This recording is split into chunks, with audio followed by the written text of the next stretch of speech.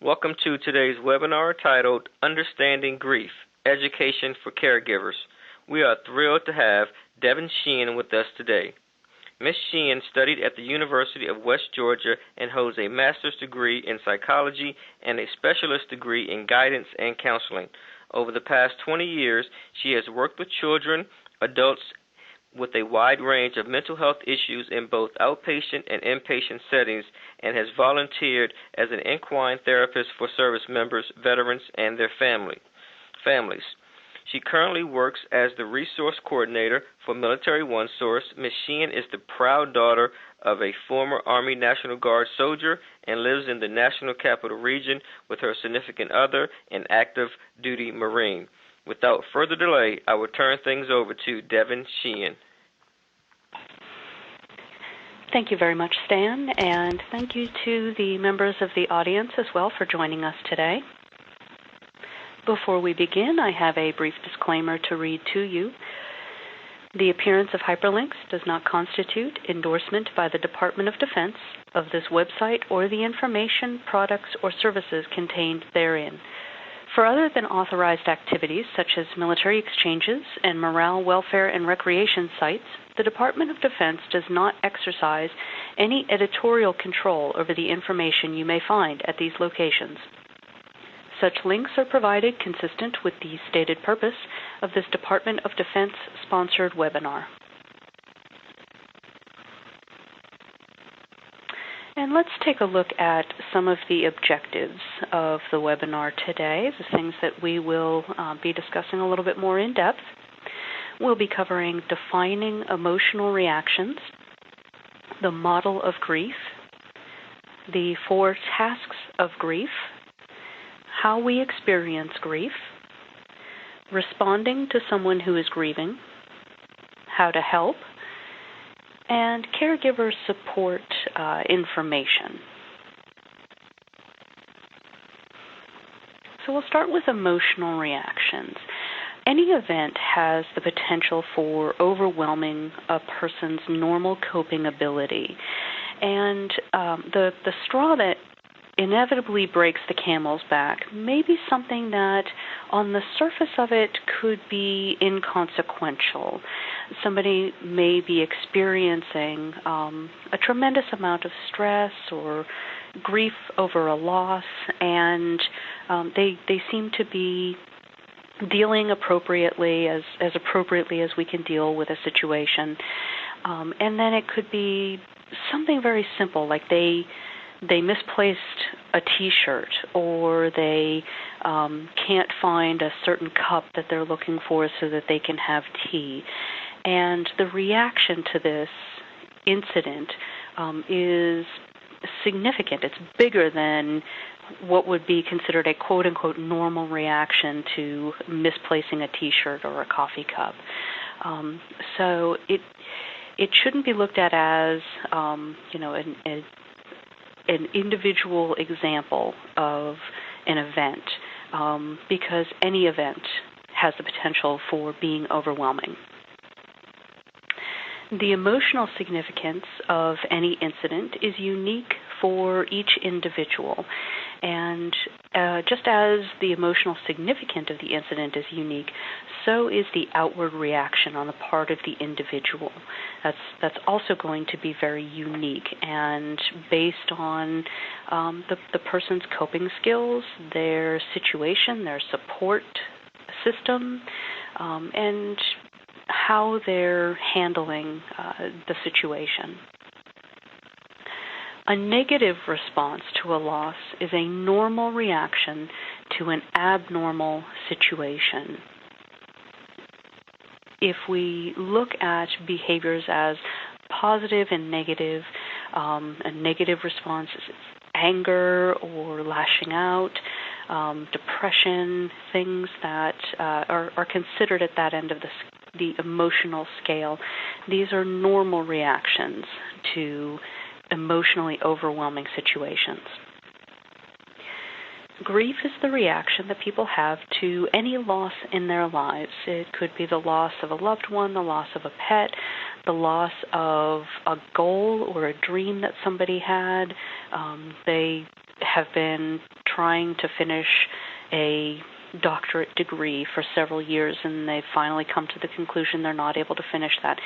That's a loss and a potentially grievable situation as well.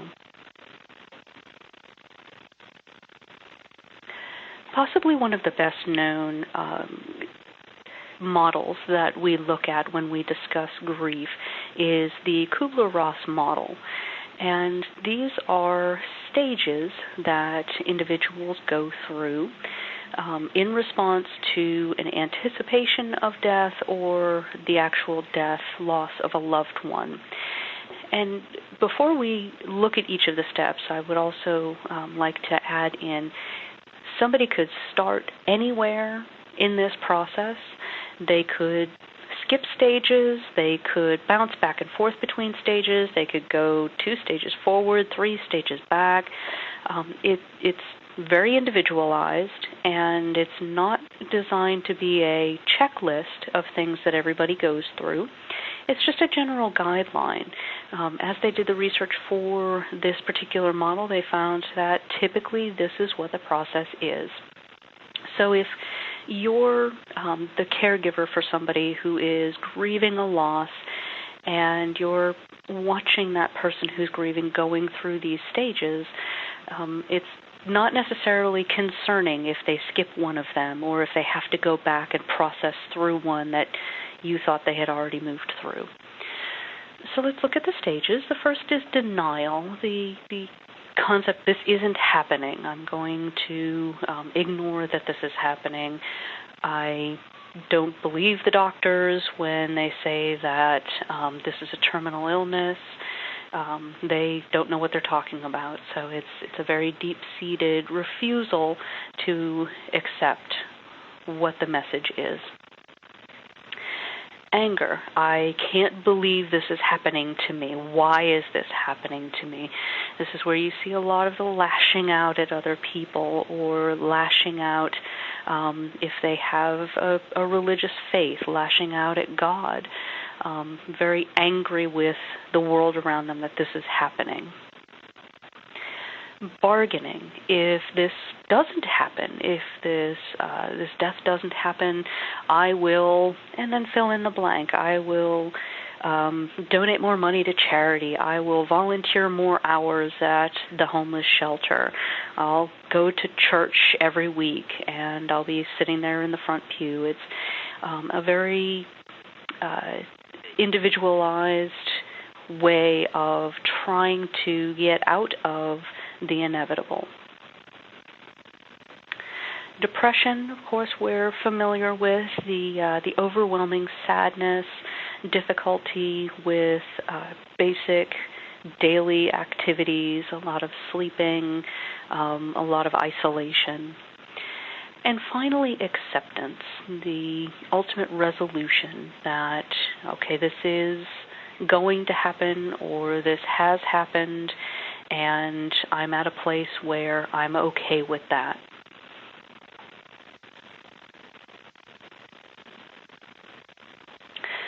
And just as grief has stages, it also has tasks, and we look at this as the process that people go through to be able to resolve their grief and not enter into a situation where there's complicated grief, which we'll talk about in just a little bit. The 4 tasks that we sort of encourage folks to process through. The first is accept the reality of the death.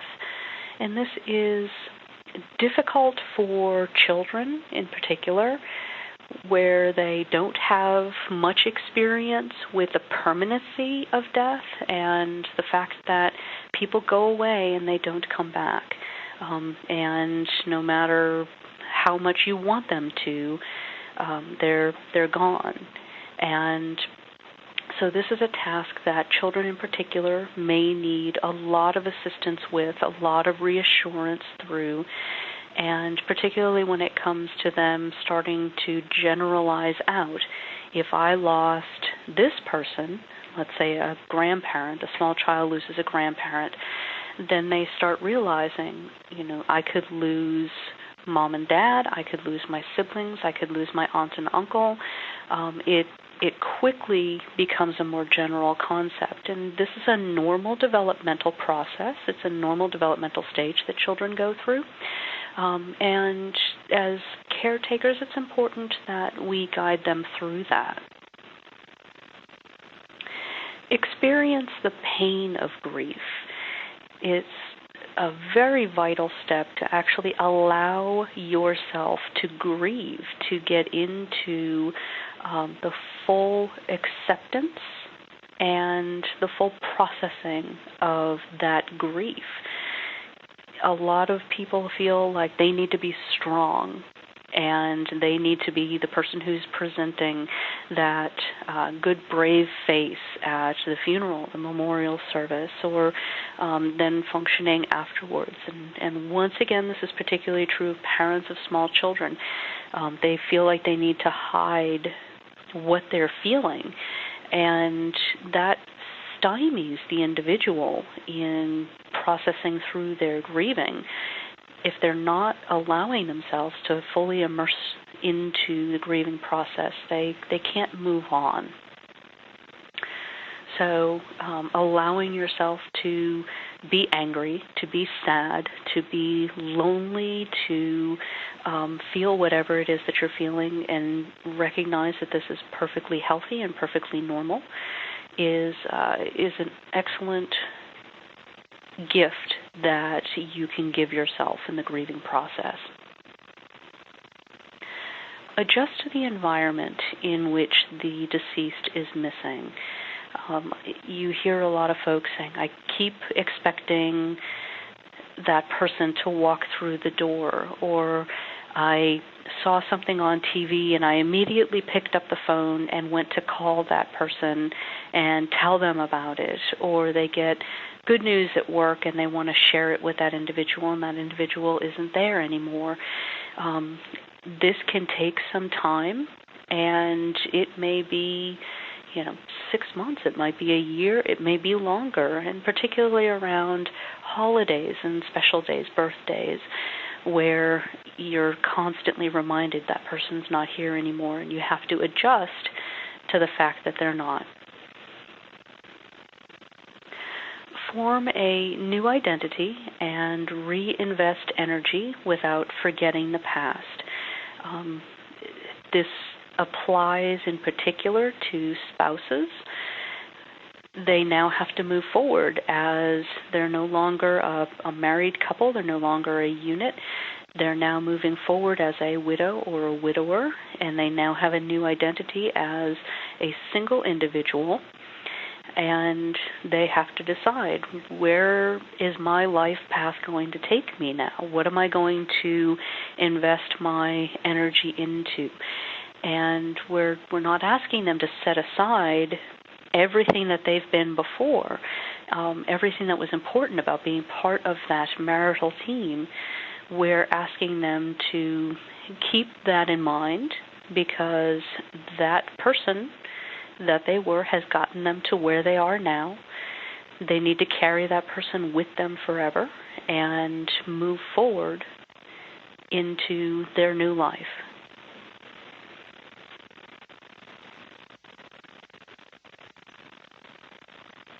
How do we experience grief? Grief is felt on multiple layers, multiple platforms, different ways. We have physical reactions, emotional reactions, social and spiritual and psychological reactions that, again, somebody may experience all of these things. They may experience some of them, but these are all normal reactions to the grieving process. We'll look a little bit more closely at that. Okay, the physical reactions, physical pain, muscle aches and headaches and stomach aches, that stomach is in knots kind of feeling. Difficulty breathing, you feel like you're just not getting air anymore. Dizziness, trouble sleeping, or you're actually sleeping too much, any kind of change in a sleeping pattern. Emotional reactions, shock, particularly if the death is sudden or unexpected. Crying, anger, fear, fear of additional losses, fear of what am I going to do now without this person? How am I going to function without this person? Envy of other people who still have that loved one in their life, that wife who hasn't lost their husband, that child who hasn't lost that parent, the sibling who hasn't lost their sibling. There's that enviousness of, I want that relationship back. I had that and now I'm missing it, and I'm jealous that you have that. Psychological reactions, guilt. Guilt over not saying everything you felt should have been said. Guilt over maybe having an argument before the person passes away. And once again, particularly if that death is sudden, somebody gets into a car accident and the last thing that happened before the car accident was you got into an argument with them. That's always very difficult to process. Guilt over perhaps fearing that you've made the wrong medical decisions on somebody's behalf. Bargaining. This is tied a little bit more toward the process of losing somebody, going through that loss process and not the actual death itself. But again, going back to what we were saying earlier, it's very individualized. If this doesn't happen, if this person gets better, if I don't lose this person, I'm going to be a better husband, wife, mother, father, brother, sister, whatever, to this person. I'm going to be there every day, and I'm going to take care of them. Dealing with memories, trying to process through both the good memories and the bad memories. And there's the potential for a period of time when the bad memories are going to outweigh the good memories. For example, my husband passed away after a very long illness. There were multiple hospitalizations. We knew that his situation was terminal. We knew that there was going to be the potential for a hospitalization toward the end of his life that was not going to be a good experience for anybody. And so we had to, those of us who were caring for him had to go through this process with him and make as many good memories as we could so that we could carry through that upcoming difficult time. And there was certainly a period of time later on when my stepchildren, after his death, really struggled with the memories of him in his last hospitalization. And they struggled with bringing up those good memories to overcome the bad memories that were built while he was in the hospital.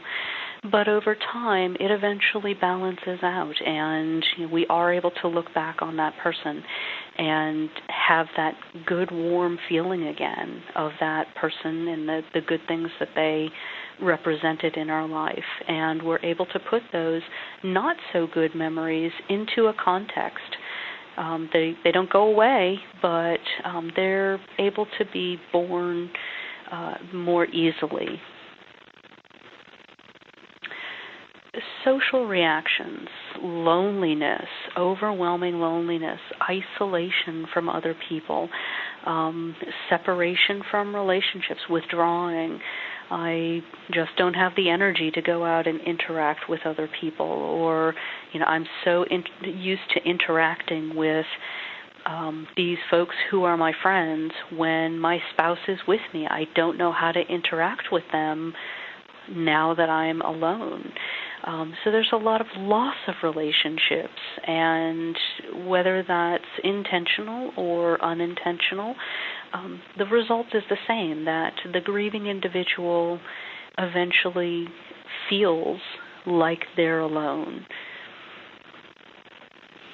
Spiritual experiences, a loss of faith or a questioning of faith. If God exists, then why is God allowing this to happen? If God really loved us as His children, then He wouldn't be putting us through this. He wouldn't make us suffer. It's a very difficult process for spiritual people to go through a difficult loss and a difficult grieving process because they have a lot of questions. And so they need to rely very heavily on those spiritual leaders and ask them for guidance. And maybe they process through this loss and they come out with a new faith, a stronger faith, a different faith. However they come out to the other side, this is, again, something that is a common experience. It's normal for people to go through.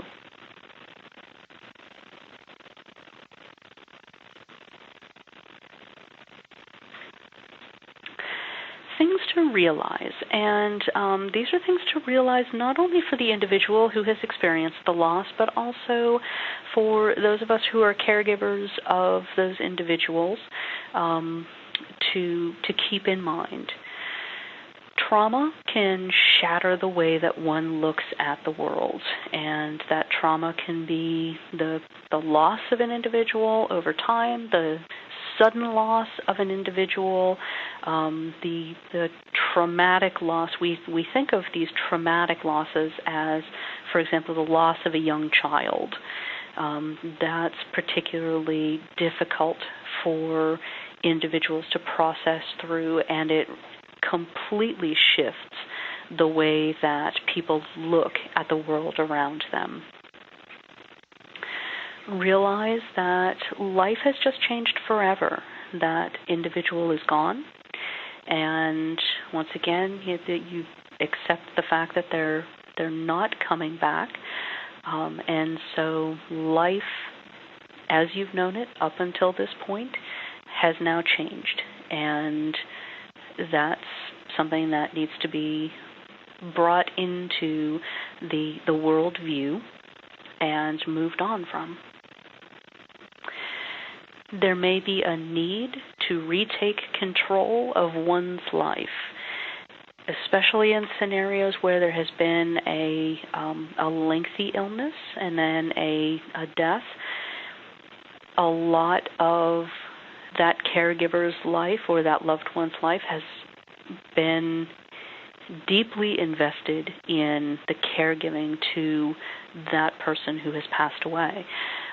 So now that caregiver needs to step back and they need to realign themselves and take control of their life again. They've sort of submitted control of their life to that caregiving process, and now they're coming back and taking control. Everyone experiences grief in their own way. We touched on that just a little bit earlier, where some people don't feel like they're comfortable crying in front of other people. Some people don't feel that they need to cry. Some people prefer to be celebrating the life of the deceased person. Other people feel that they need to fully immerse themselves in the grieving process. Everybody is going to process it and experience grief in their own way. As caregivers, we need to be respectful of the family's religious beliefs and customs, even if they're different from ours. Withhold judgment or expectations. And this ties in very closely with everyone experiencing grief in their own way. Again, to give an example of the loss of my husband, the family had been processing his loss for some time. Again, we anticipated. And so a lot of our grieving had been done by the time the death happened and the funeral came around. When folks who were very early on in the grieving process would approach the immediate family, sometimes they couldn't quite understand why we weren't as deep into the grieving process as they were. And the fact was, we had been there. We had just been there previously. And sometimes it's very difficult for us, especially if we're in the grieving process ourselves, to recognize that in other people and not judge them for, well, why aren't you grieving the same way that we're grieving, or the way that I think you should be grieving. Watch those judgments and those expectations. And just to repeat, of course, bereavement is very individualized.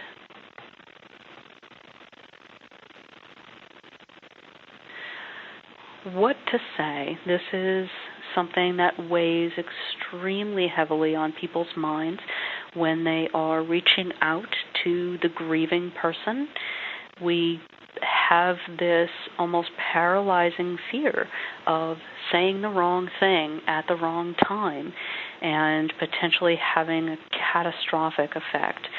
That's not something that we should be overly concerned about. If you're being respectful and you are taking into account that grieving person's beliefs and customs and their own individual grieving process, if you're sincere and you're respectful, then you shouldn't be overly concerned with, am I going to say the wrong thing? But here are some examples of things that you can say.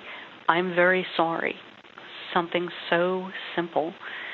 Just a very simple, clear message of, I know that you've had a significant loss and I am sympathetic to that. You have our support. Call on us. We're here for you. We're going to see you through this, however long it takes. This is a great loss to, and you can fill in the blank, to the organization if you're a coworker, to the nation if the lost person is a military member, to the family. This is a great loss to us as friends. Whatever you want to fill that blank in with. They will be greatly missed. Insert the person's name and just express, we'll miss them. Offer choices and listen to requests. Something like, I would like to bring you some food next week. Would you like me to bring that on Tuesday or Thursday?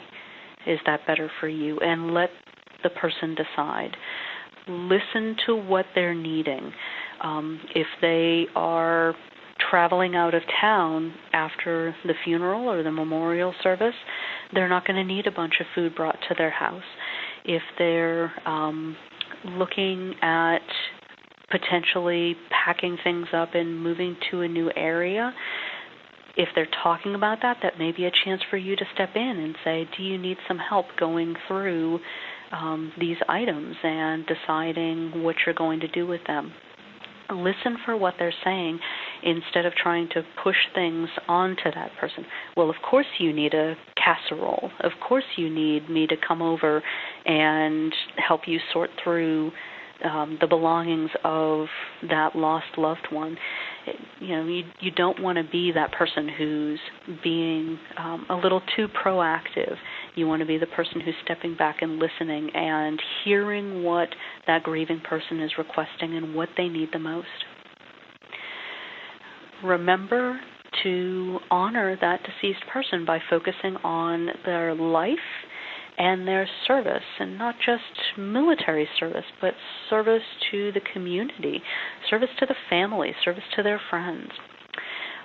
We talk in the grief counseling community about that dash that is so common to see on headstones, the dash in between the birth date and the death date, and acknowledging that dash and everything that happened from that moment of birth to the moment of death, and focusing less on the actual death or the process leading to it, and more on everything that that person accomplished during that time of that dash.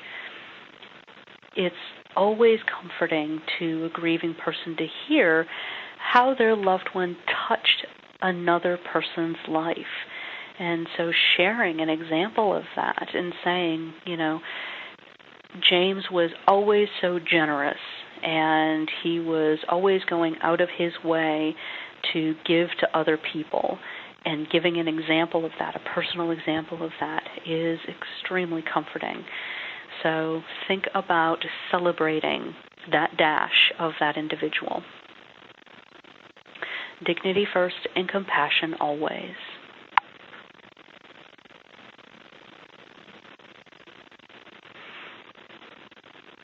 Okay. At this point, we're going a little bit more into suggestions for the caregivers of the grieving families. Keys to success as a caregiver, whether that's a teacher, a therapist, or a clinician, a medical doctor, somebody who's providing that supportive services. First key, know your own limits. How much investment and energy and time and emotional investment can you give before you are overwhelmed?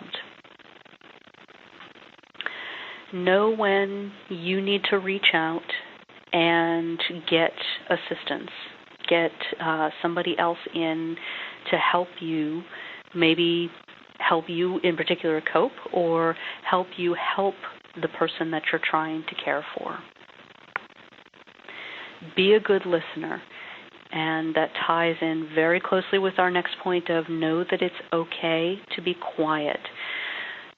A lot of people are very uncomfortable with silences, and particularly when we're trying to comfort the afflicted. We always want to fill that silence with something. But it's okay to just sit with somebody and be present and be that good listener. Listen to what they need, what they're asking for, and maybe what they're not saying. And that's what that silence is good for, is to process through in your mind, think over what they've said, and figure out what those underlying requests are. And of course, above all else, be respectful.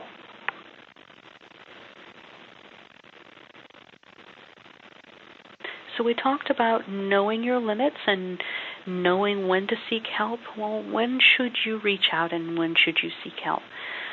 When the family member has needs that go beyond your expertise.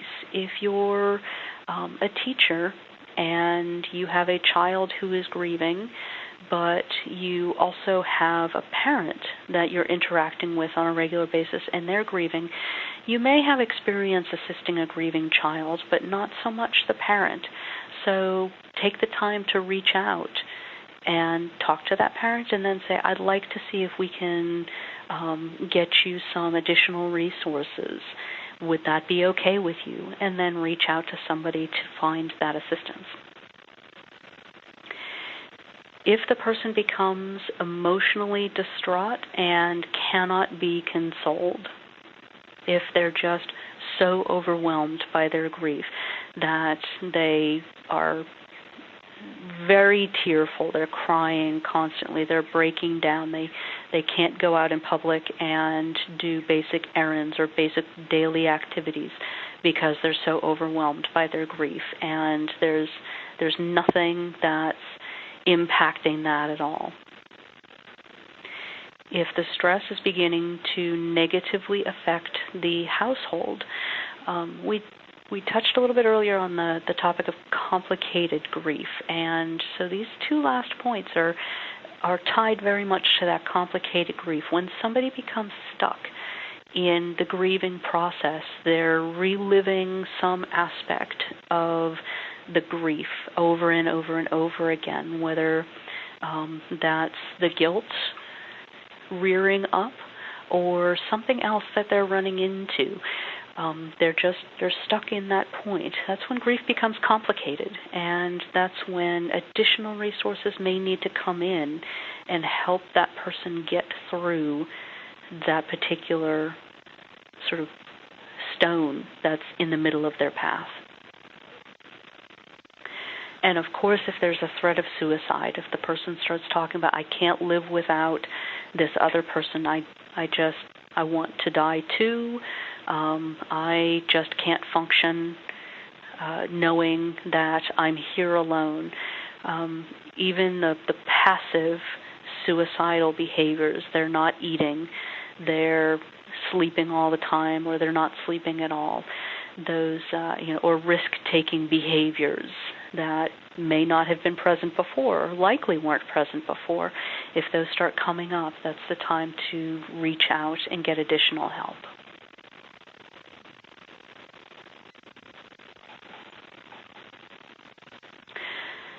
Signs of stress. We said watch for the stress impacting the household. What are some of the signs of stress?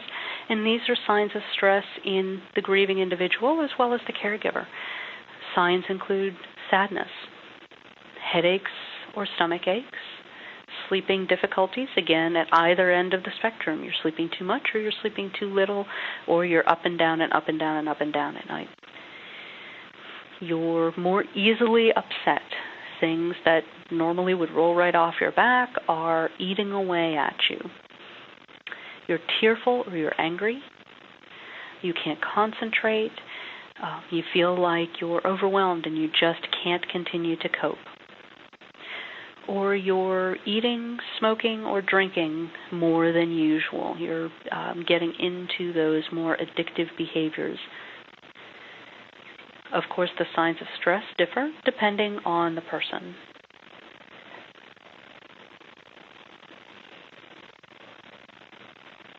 What can we do for self-care?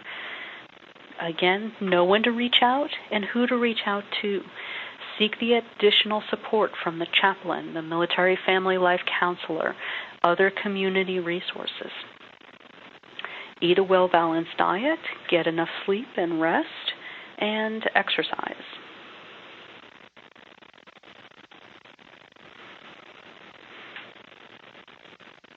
So to summarize what we've just discussed, grief is the reaction that people have to any loss in their lives. Grief is experienced socially, emotionally, spiritually, physically, and psychologically. When talking with others, use age-appropriate language and be sensitive to where they are developmentally. Learn to recognize the signs of stress and practice self-care. And Stan, do we have any questions from the audience today? We do. We do have some questions that have come in. The first question reads, is it helpful for children to see others grieving? It absolutely is helpful for children to see that grief process. Just like it's helpful for children to see a wide range of emotions. We can't expect children to understand how to identify an emotion within themselves, how that feels, what that looks like behaviorally, if we don't model it for them, if they don't see us as adults engaging in that behavior around being sad, that behavior around being mad, that behavior around even, the small things, being hungry. How many times have you run into a child who is angry as anything and they're acting out and they're screaming and they're crying, and it's because they're starving. They need something to eat or they need a nap. They can't express, I need something to eat, I'm hungry. They can't express, I need to get a nap because I am exhausted. They're just acting out because that's their language. By demonstrating the process of emotions, and in particular the grief process, it allows the child to see this is normal, this is something we all go through, and it's okay for you to have all of these emotions. I'm sad too, I'm angry too, and do you want to talk about it? Opens up a lot of doors for children, so they don't need to be sheltered from it. Obviously, you want to take into account that child's age and developmental status. You're not going to process with a 2-year-old the way that you would with a 6-year-old, but it's okay for our children to see us being not okay. Okay, thank you, Devin. There's a second part to that question. Is this a way to give them permission to grieve too? I think I kind of touched on that, and I will say absolutely. They need to know it's okay to grieve. It's normal to grieve, and do what you need to do. It's something that they're going to process through eventually at some point in their lives, and by giving them an early start at it, it gives them those coping skills and that safe place. That's the most important part, is that safe place to process through and be given permission to grieve how they need to. Okay, thank you. The next question reads, as veteran caregivers, we grieve way before they die to grief of their loss of their old self when they are wounded, especially if they have had TBI, PTSD, physical injuries that all prevent them from working or continuing their work in the military. Loss of dreams, a having to let go of the old and embrace the new, normal. Yes, I want the old veteran back before he went into the military, but is this different now? I'm afraid I don't quite understand the question. I'm going to start off, and I'm hoping that the person who proposed that question is going to step in and fill in the blank for me so that I can better address the question. And Devin, she just commented again, said there are other kinds of grief. I mean, I guess she's wanting to know the way that I guess she was grieving. Are there other kinds of grief as well? And absolutely, early on, way back at the very beginning, I talked about grief is the loss of anything in our lives. And the example that I gave was somebody who's been trying to get a doctorate for years, and they finally reached a point where they're like, I can't do this. And so they have to grieve that loss. And particularly with the military community, we are seeing our military members coming back, and they're different, whether it's through PTSD or it's through physical wounds, the TBIs, the concussive injuries, the loss of limbs. And as spouses and as family members, it is a grieving process. You are now adjusting the perception that it's the loss of a dream of what your life was going to be like. You had a vision of, I'm going to grow old with this person that I met at this age. We're going to grow old together. Everything is going to be perfect because you love that person, and that's what life is. You connect with that person that you are in love with, and everything works out. And there may be struggles, but, in the end, love is going to out. And now there's this new reality, and sometimes that new reality is a change in personality or a change in cognition. They're not able to process language or emotions as well as they used to. It could involve a lot of hospital time and a lot of physical changes, particularly in the loss of limbs. Now you're adapting to this new existence. So it's absolutely a grieving process, and it's something that certainly can be an ongoing grieving process. As you reach a new milestone, things might be better in one area but not in others, and so now you need to readjust and go through the grieving process again. And that's not to say or imply that there doesn't come a point when this is your new normal, this is your life, you still adore that person that you're with, and you're in it to win it, you're there until the end. It's just a matter of getting the support that you need to make sure that you're being supported, just like that, in this particular case, just like that service member is being supported. They've got doctors and counselors and, all of these social workers who are there to help them out. You need that team behind you as well, so that you're able to carry on through and get what you need support-wise. So that's a fantastic question. Absolutely, that's a grieving process.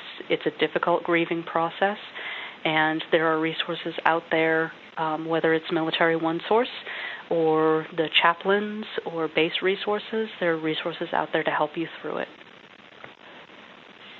Okay, thank you. She says, thank you, you're on number one and on target. So great. That was a very good answer. Devin, she really appreciates that. Next question. A patient of mine recently passed away in the hospital after a long illness. The funeral has already been held, but the family is having a memorial service for the people who weren't able to attend the funeral. I want to go, but I'm afraid that I'm intruding. I'll be intruding or reminding the family about a painful time. Should I go? Oh, you absolutely should go. When I know I'm kind of getting back to this yet again, but my husband spent many, many months at the end of his life in the hospital, and his doctors and his nurses and everybody who was helping him were just as invested in him as his family was.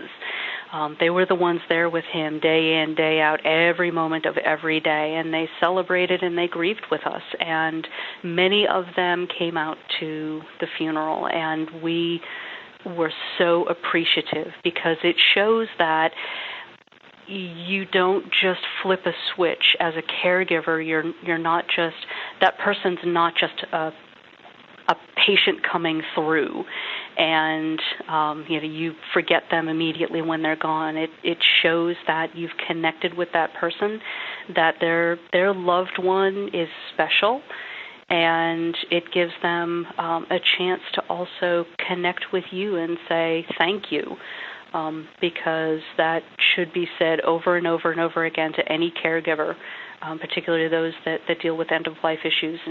Thank you very much for making it easier. So I would absolutely suggest that you go. Okay, thank you. Next question is, have you heard of TAPS, a.k.a. Tragedy Assistance Program for Survivors? I am perhaps their biggest fan.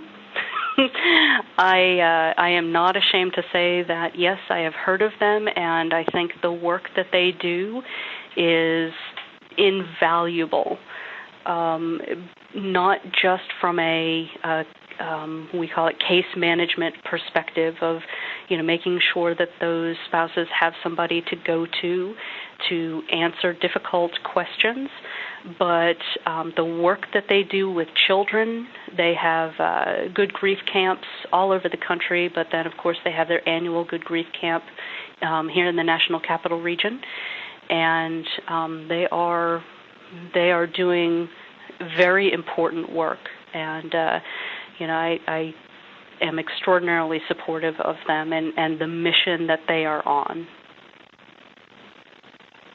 Okay, great. No further questions have come in, so looks like I would like to thank Devin Sheehan for sharing her valuable experience and expertise.